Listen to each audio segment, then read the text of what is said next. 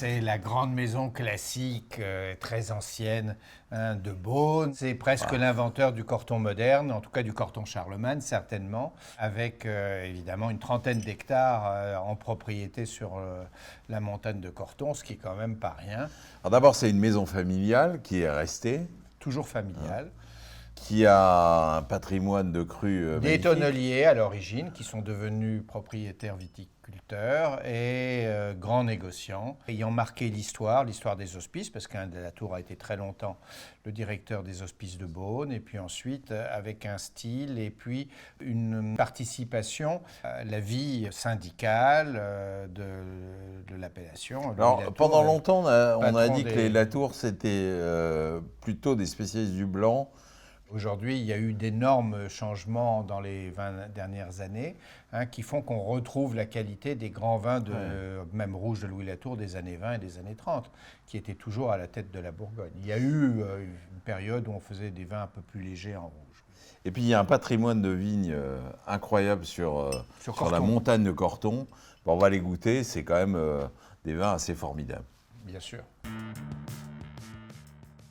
Bon, regardez cette belle étiquette de Corton Charlemagne. Corton Charlemagne avec Louis Latour. Bon, il y a presque une quinzaine d'hectares qui pourraient être en blanc, hein, et en Corton Charlemagne chez Louis Latour, qui sont vraiment dans le cœur du Corton Charlemagne, puisqu'on a les vignes sur Alos Corton et des vignes sur Pernan.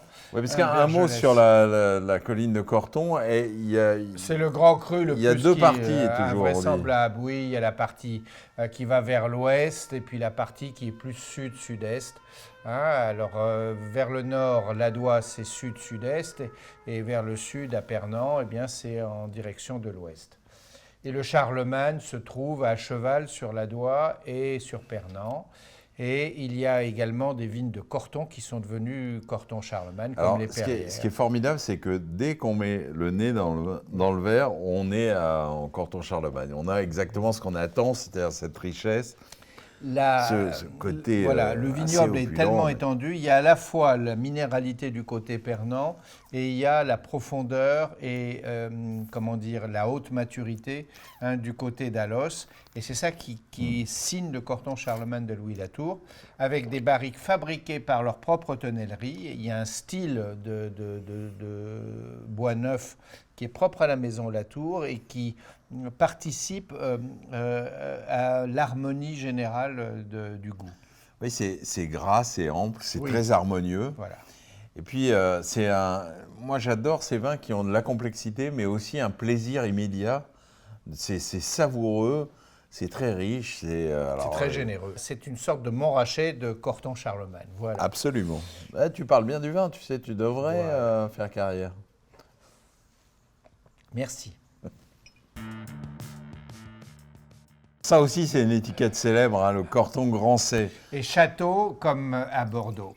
Alors, Corton, vous savez, c'est un grand cru. On peut mettre le nom de la parcelle d'où provient le grand cru, Corton-Bressande, Corton-Clos du Roi.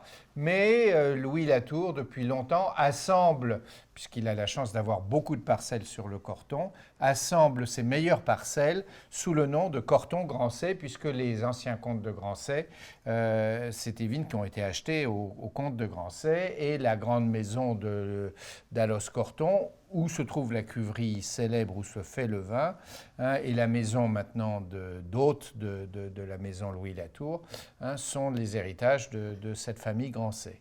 Bon, si on vous a dit que le pinot noir de Bourgogne, de la Côte de Beaune, c'est la griotte, là on est en plein dedans. Hein. Ah oui, là on a...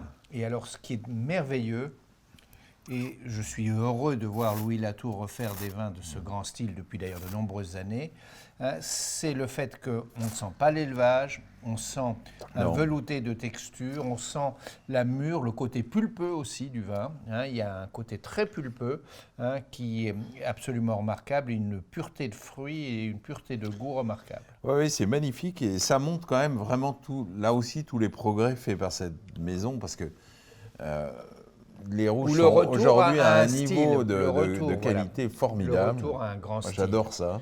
Un grand style, ça vieillira et c'est déjà très très agréable à boire. Regardez, on peut le boire, hein, déjà. 2018. Ah, bon, voilà. Mais en même temps, dans 20 ans, vous aurez le fumé et la complexité, un peu plus de longueur en bouche. C'est dans une vingtaine d'années que ce vin donnera le maximum de son potentiel. Mais il n'y a aucune violence. Voilà, vraiment, il n'y a qu'en Côte-de-Beaune et qu'à Corton qu'on peut faire des vins aussi à la fois voluptueux et c'est un très bel assemblage, avec des pinots noirs, car ils ont la chance d'avoir un matériel végétal remarquable. Oui, mais j'apprends des trucs avec toi. Voilà, et avec Aubert de Vilaine, la maison Louis Latour s'est associée pour sauvegarder les plants les plus fins.